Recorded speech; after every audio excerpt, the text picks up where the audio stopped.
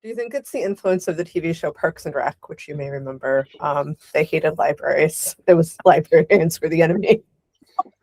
I actually never saw Parks and Rec, so I didn't realize that, but I know that was a popular show in publishing circles, so maybe there was some influence there. I mean, maybe. It was one of the best ongoing gags, but now I'm a little worried. You can't joke about that. Hi, I'm Joe Beal, the founder and CEO of Microcosm Publishing. I'm also the author of A People's Guide to Publishing, which distills what I've learned from selling millions of books over the past 28 years.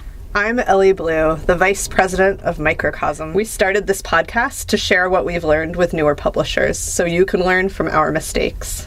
Or maybe you just want to learn about the publishing industry. This week, we welcome back return guest Guy LeCharles Gonzalez of many expertises, but specifically today to address what is going on with this multi-pronged onslaught against libraries. So when I was at Library Journal, we had a research initiative called Patron Profiles. That was one of the early attempts to be like, hey, let's really dig into what's happening with libraries. How do book borrowers interact with books? What do they purchase? And our findings back then matched every subsequent study. Library borrowers also buy books, but they're really avid readers. So they read more than the average reader. They borrow the ones that, you could never really pin down the decision-making process between what they would buy versus what they would borrow.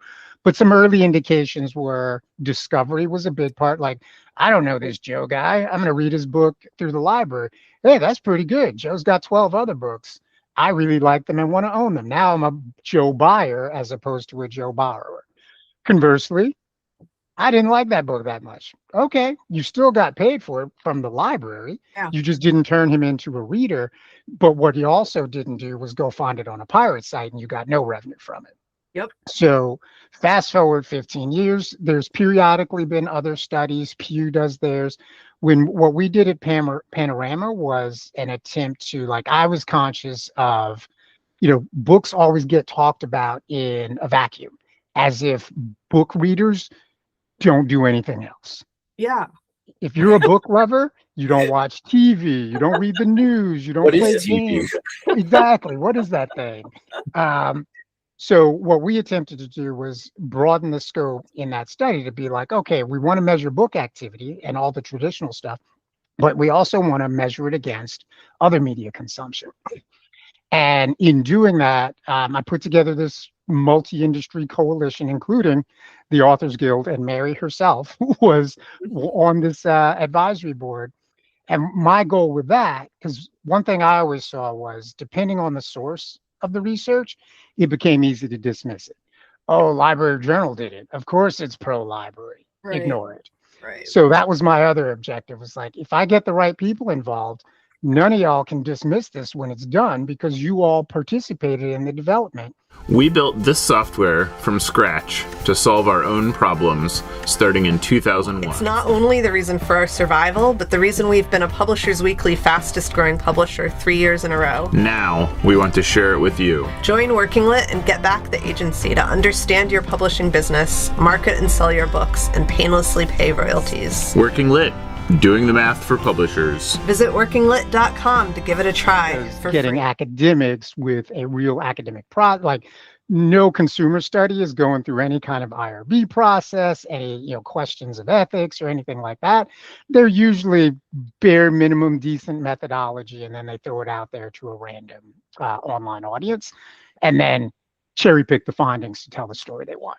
So my goal with that was to avoid all that. So getting that participation, we had a lot of good back and forth over the development of the survey. There were a lot of, I won't name names for this part, but there were a lot of interesting validations of book stereotype. There was one person on the board who definitely was that book stereotype. What is TV? What are games?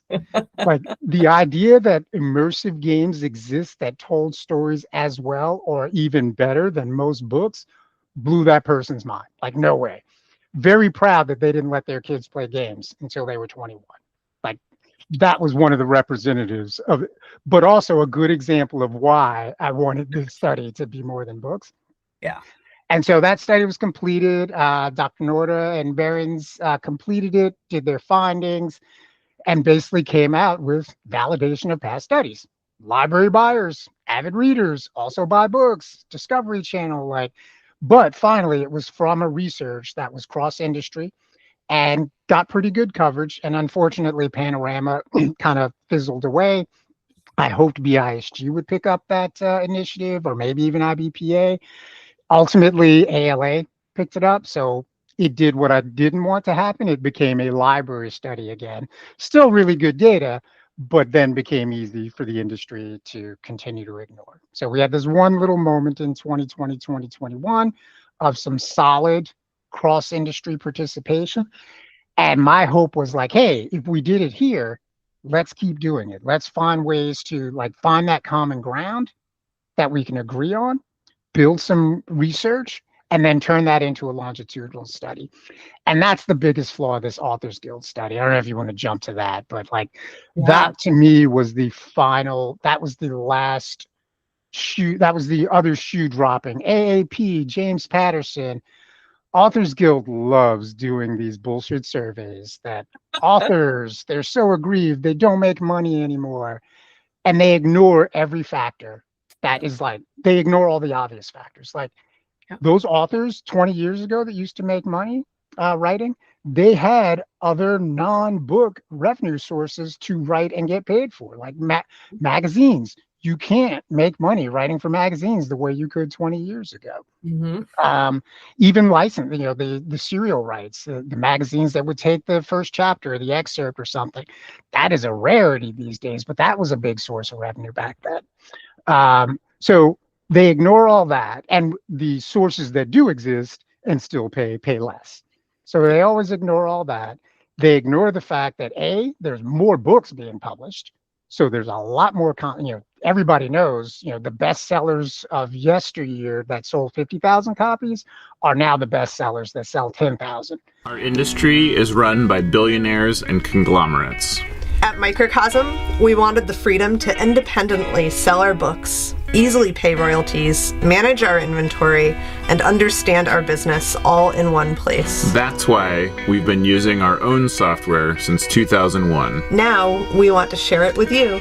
Working Lit is the only business success software that is created and owned 100% by publishers for publishers. Join Working Lit and get the agency you need to help your business grow. Visit workinglit.com to try it for free. They still get that bestseller subtitle on their cover, but they're not selling the way they used to. Yep. Has nothing to do with libraries, has nothing to do with piracy. That is publishers, and you guys realized this last year, that is publishers kind of creating their own problem, continuing to publish at a volume that the market cannot sustain. Yeah. So then you get, hey, readers aren't, everybody talks about the declining literacy. People are reading less, but we're publishing more and more books, and more backlist is more easily accessible than it ever was. All the obvious reasons are there, but Authors Guild continues to want to attack ebooks. What was interesting about this one is they did it last year. So the survey was fielded from October to November 2025. It's a very small snapshot. The methodology I describe as the bare minimum for a kind of legitimate study. They checked the basic boxes, but didn't click advanced settings and actually, make it more rigorous. So the findings are kind of as a snapshot, all right, draw from that whatever you'd like to, but it's not really meaningful data. But as Jane Friedman pointed out, there's no historical baseline. They've had, if Authors Guild was really into this, after the immersive study with Panorama, they could have been like, hey, we like this longitudinal idea. Panorama's not going to do it. We're going to do it. Instead, they continue to invest in these little one-off snapshots. But a study as small as theirs that finished in November suddenly gets released in June, 6 months later. Come on. It does not take that, especially because they didn't do it themselves. They worked with an established, Codex has been in the industry for a long time. I don't buy that it took them 6 months to turn this around. So the timing of it is also really suspect. especially right after James Patterson comes out of left field, champion of indie bookstores and school libraries, not as well known for his public library support, coming out of left field. And again, so AAP told the lie of trying to diminish the budget challenge by saying, oh, ebooks are like 3% of the operations budget. Operations budget has nothing to do with collections. It's the collections budget that's nobody's buying more ebook. People are laying off librarians, but that's an operations budget challenge. That's got nothing to do with the expense of ebooks.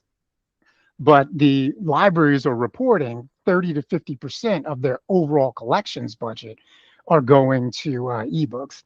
But AAP very purposely chose the operations budget to minimize. 3%. What's the big deal? Why are you complaining? A blatant lie with data. They're not wrong. It's a true, but it's irrelevant. It's not the actual point. And then Patterson parroted a version of that, but also these bills are about states mandating and controlling, basically Republican talking points like government control, which also the bills are not attempting to do. They're just like, hey, let's create a negotiation process. Like, that shouldn't be controversial. Thanks for joining us once again. Please send your questions to podcast@microcosmpublishing.com so we can answer them on future episodes. And please give us 5 stars on iTunes and everywhere else that podcasts are reviewed. You can find us on the internet at microcosm.pub. On Twitter at Microcosm. On Facebook at Microcosm Publishing. On Instagram at Microcosm_pub. And here in Portland, Oregon on North Williams Avenue. Thank you so much. Have a wonderful week.